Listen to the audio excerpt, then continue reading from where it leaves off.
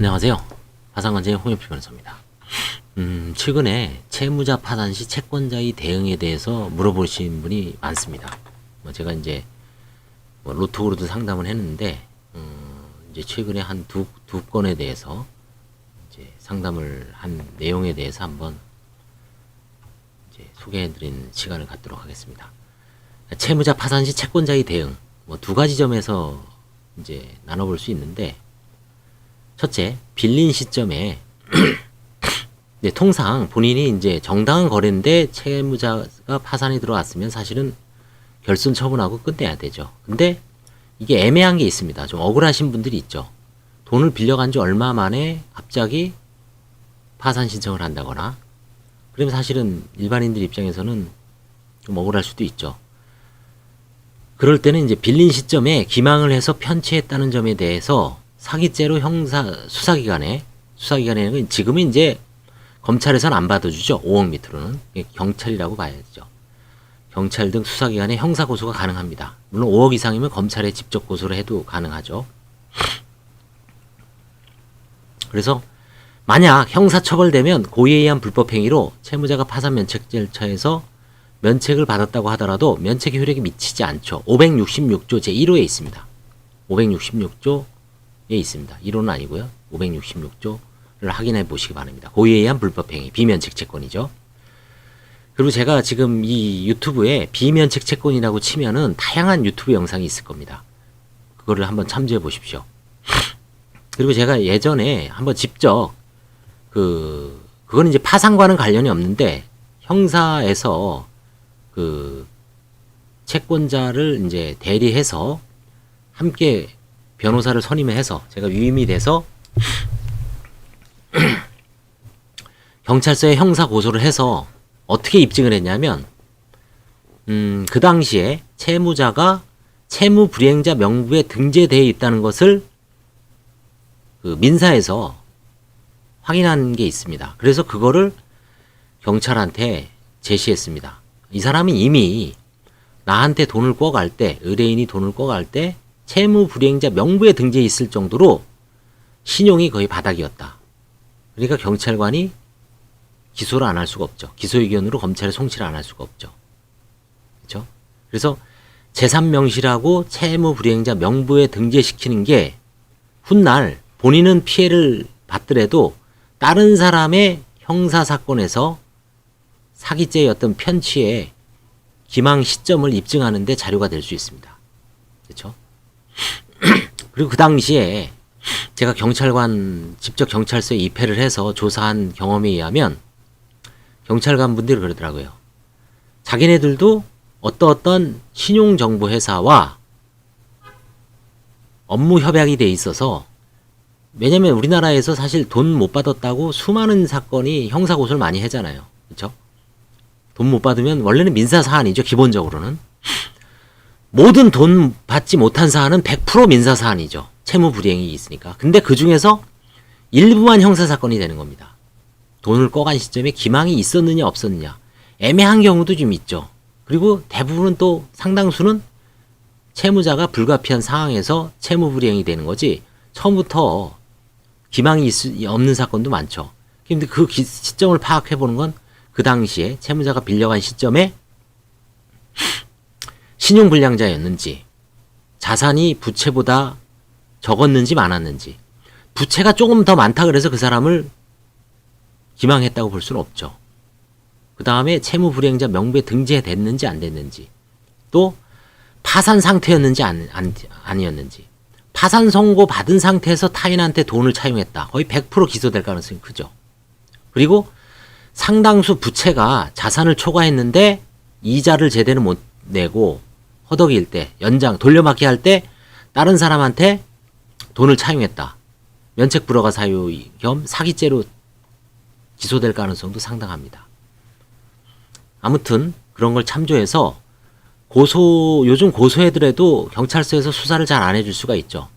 변호사를 선임해서 위임장을 내고 변호사가 직접 경찰서에 의뢰인하고 출석을 해서 그 수사하는 경찰관을 설득을 해야 됩니다.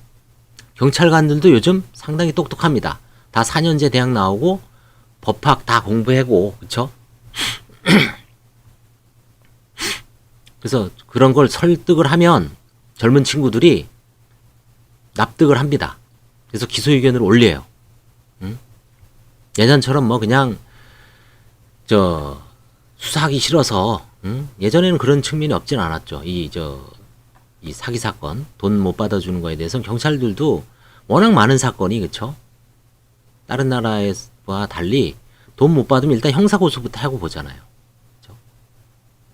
그래서 형사 고소하는 방법이 하나 있고 해봐야 합니다. 변호사를 잘 선임해서 잘 대처하면 의외로 기소 의견으로 송치를 받을 수도 있고 실제 기소가 될 수도 있고 형사 법원에서 법정 구속이 될 수도 있습니다.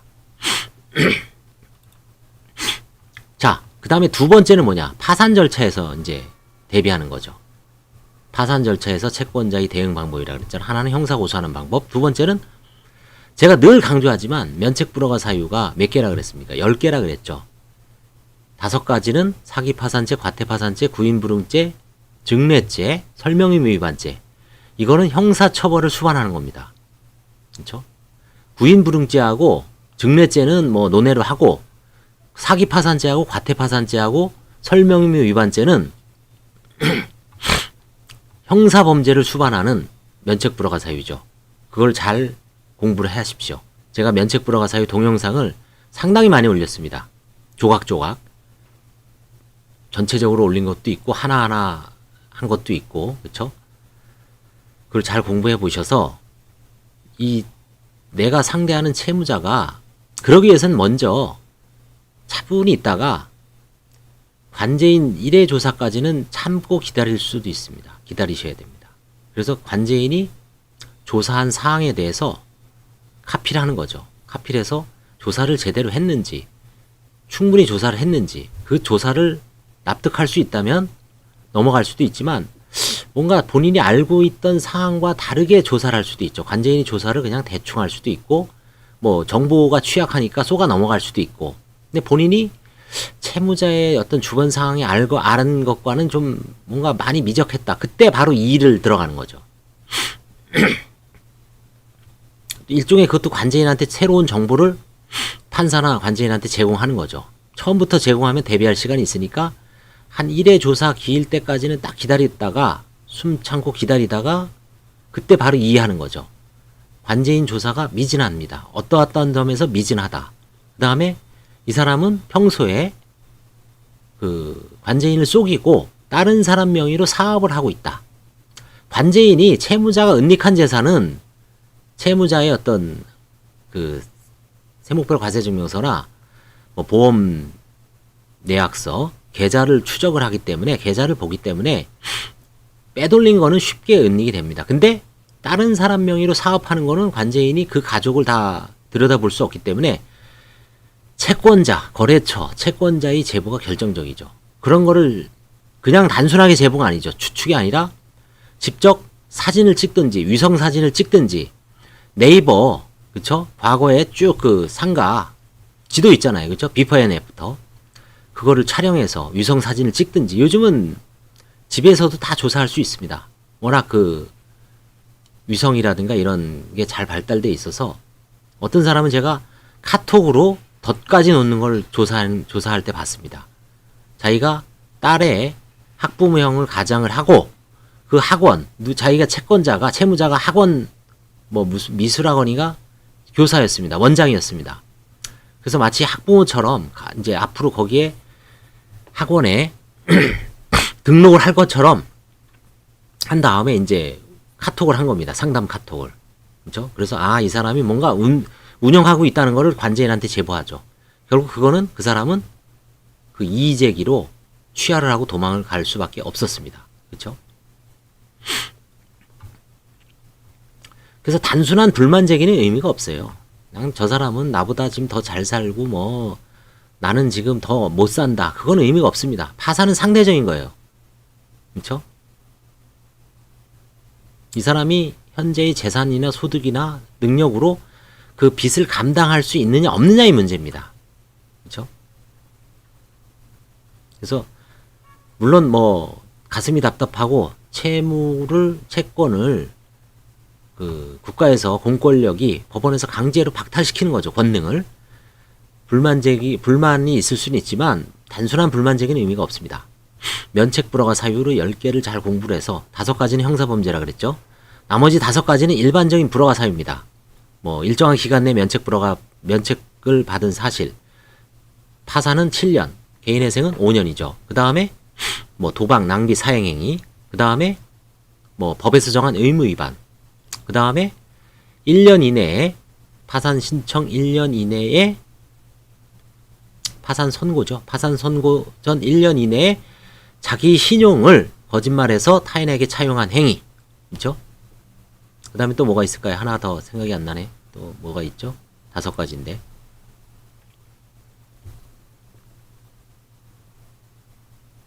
법에서 정한 의무. 5가지가 있습니다. 지금 4가지 빼니 생각이 안 나는데요. 형사범죄 5가지, 일반 면책 불허가 사유 5가지가 있습니다. 그렇죠? 재산 상태에 관한 허위 진술, 허위 채권자 목록, 그렇죠? 기재하는 거, 재산 상태 허위 진술 5가지가 있습니다. 다시 한번 정리하면 1년 파산 신청 전 1년 이내에 자기 신용을 속이고 타인으로부터 금전을 차용한 경우, 이게 대표적인 비범죄 면책 불허가 사유 1입니다.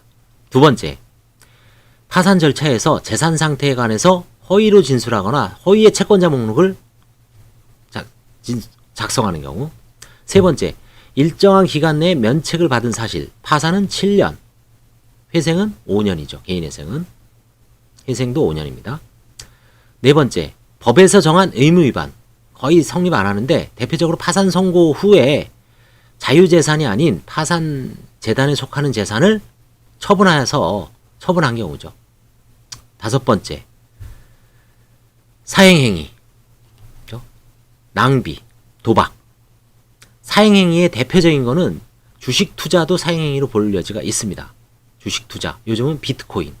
그래서 개인 파산에서는 뭐 재량 면책으로 넘어갑니다만 개인회생에서는 문제가 심각하죠. 청산가치에 막 반영하라고 해서 청산가치에 때려 박으면 100만 원 변제하려고 내가 짰는데 기간이 뭐 5년으로 연장하거나 아니면 100만 원이 아니라 150만 원, 200만 원을 변제해서 개인회생이 어그러지는 경우가 요즘 일반적인 추세라고 들었습니다. 심각하죠. 아무튼 이 5가지 사유가 면책 불허가 사유입니다. 형사범죄 5가지. 사기파산죄, 과태파산죄, 부인불응죄, 설명의무 위반죄, 파산관계에 대한 증례수뢰죄죠. 뭐 2가지. 증례죄는 거의 없고, 그 다음에 뭐 부인불응죄는 법원에서 문제 삼는 거죠. 판사님이.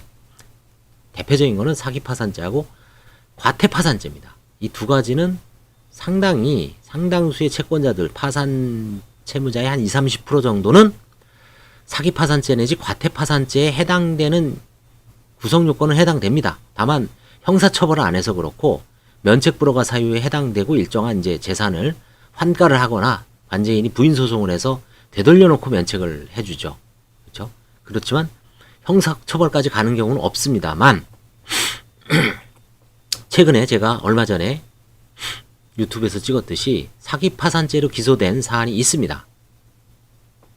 저는 그거는 2월 11일, 2월 18일 날 판사님은 면책을 시켜줬습니다. 재량 면책을 시켜줬습니다. 채무자는 사기파산죄로 재판을 받고 있습니다. 지금 뭐 변호사를 선임해서 어제도 통화를 해보니까 뭐 변호사를 선임했다 그러더라고요. 2월 28일, 3월 2일 채권자 2명이 다시 또 이 일을 했습니다. 그렇죠? 그래서 사기파산죄도 눈여겨보시기 바랍니다. 사기파산죄도 최근 검사들이 이제 하나하나 기소한 사례가 있고 저도 제가 파산관제인 16년 하면서 제가 한 뭐 의뢰인은 아니고 제가 진행한 파산 채무자 중에 3,500건 중에 뭐 그 이후에 사기파산죄로 기소될 사람이 있을 수는 있지만 한 번도 구경 안 하고 사기파산죄는 3,500명 중에 딱 이번에 한 명이 기소되는 걸 봤습니다. 근데 뭐 이분이 그렇게 뭐 죽을 죄를 진 것도 아니에요. 과거에 이 아주머니처럼 그보다 더 극악한 사람도 많고 그 정도면 과거에 수십 명, 수백 명은 기소가 됐어야 되는데 결국 뭐냐? 수사기관 환경이 바뀐다는 거죠. 물론 채권자들이 엄청 이의제기를 해요. 끈기지게 물고 늘어졌습니다. 채권자들이 변호사를 선임해서 항고하고 막 하니까 검사도 어쩔 수 없이 이 정도는 기소해야 되겠다. 물론 뭐 기소돼도 이미 사기죄로 또 처벌을 받았기 때문에 뭐 제가 보기엔 실형살 것 같지는 않아요. 또 정상 참작 사유도 있습니다. 그렇지만 사기파산죄로 사기죄하고 사기파산죄는 다른 죄입니다. 사기죄는 형법 347조고 사기파산죄는 채무자회생 및 파산에 관한 법률 650조의 사기파산죄가 있습니다. 650조. 651조는 과태파산죄, 653조는 뭐 구인불응죄, 655조는 뭐 증례죄, 658조는 설명의무 위반죄. 이렇게 형법 그 채무자회생 및 파산에 관한 법률 650조부터 이제 형사범죄 5가지가 돼 있습니다. 사기파산죄, 그렇죠? 그보다 못 미치지만 과태파산죄도 있습니다. 형량이 이건 10년, 이건 5년, 벌금 1억, 이건 벌금 5천만 원. 과태파산죄, 그렇죠? 용어도 생소하죠. 사기파산죄. 그렇죠? 사기파산죄는 뭔가 좀 뭐 사기하고 비슷하다고 보면 돼요. 재산 빼돌려 놓고 불이익하게 처분해 놓고 면책 받으려고 싹 파산 신청한 거를 사기파산죄라 그럽니다. 그렇죠? 사기파산죄의 보호법은 전체 채권자에 대한 어떤 이제 피해죠. 그래서 사기파산죄로 기소된 분은 전체적으로 그 채권자 목록에 있는 채권자들이 비면책이냐, 이거는 저도 뭐 여러 관제인들한테 물어봤는데 답이 없어요. 아무도 대답을 못합니다. 뭐 지금 제가 3월 10일 날 판사님하고 식사하는데 판사님한테 한번 물어보려고 그래요. 판사님 어떻게 생각하시냐고. 그렇죠? 그동안 이제 판사는 한 10년 이상 하면서 민사도 하고 형사범죄도 하고, 그렇죠? 이거에 대해서 어떻게 생각하십니까? 사기파산죄를 기소돼서 형사처벌을 받았어. 민사에 파산에서는 재량면책을 해줬는데 채권자들 입장에선 이 사람은 형사범죄 아니냐, 사기파산죄는. 그럼 채권자 목록에 있는 10명의 채권자들은 형사범죄잖아요. 일단 사기파산죄도 형사범입니다. 그러니까 형사재판을 받는 거죠.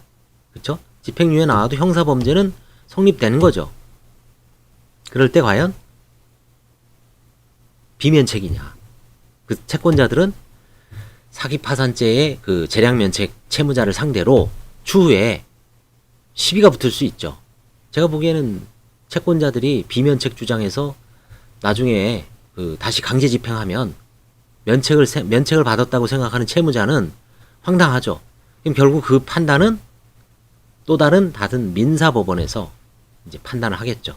판례가 하나 생성되는 거죠. 지금은 책에도 안 나와요. 어디든 뭐 누가 처음으로 주장하는 사람이 썰이죠, 그게. 아, 나는 이거 다르게 본다. 나는 이건 뭐 채무자의 갱생을 위해서 이거는 뭐 보호법이 다르고 어쩌고저쩌고 해서 썰을 풀면 제1설, 2설, 절충설이 나올 수 있겠죠. 근데 아무도 지금 대답을 못 해요, 사실은. 그 정도로 이게 지금 미개척 분야고 아무도 선뜻 자신할 수가 없습니다. 그죠? 제가 이제 뭐 쓸데없이 좀 길어진 측면도 있는데 채권자 입장에서 생각을 해본 겁니다. 채권자들이 요즘 채무자들이 파산 면책을 하니까 답답하겠죠. 그쵸? 억울하기도 하고, 그쵸? 자기는 더 못 살고, 돈 갖고 간 지 얼마 만에, 혹시 나 속이고 돈 빨아가지 않았나, 그쵸? 그러면 당연히 인간의 입장에서는 꿈틀대죠. 그쵸? 돈을 못 받는 한이 있더라도 저 사람을 분노가 생기죠. 형사범죄, 형사범죄로 사기죄로 고소할 수도 있고, 그 다음에 파산 절차에서는 이런 거를 해서 돈을 싹 쓰고 은닉해놓고 왔기 때문에 사기 파산죄로 형사 고소할 수도 있고, 또 그 다음에 면책 불허가 사유를 주장을 해서 파산법정에다가 이의 신청을 할 수 있고, 그렇죠? 이 두세 가지 절차를 잘 뭐 제 유튜브를 보시든지 해서 한번 추가적으로 해서 변호사하고 의논해서 대응 방안을 한번 생각을 해보시기 바랍니다. 예, 감사합니다.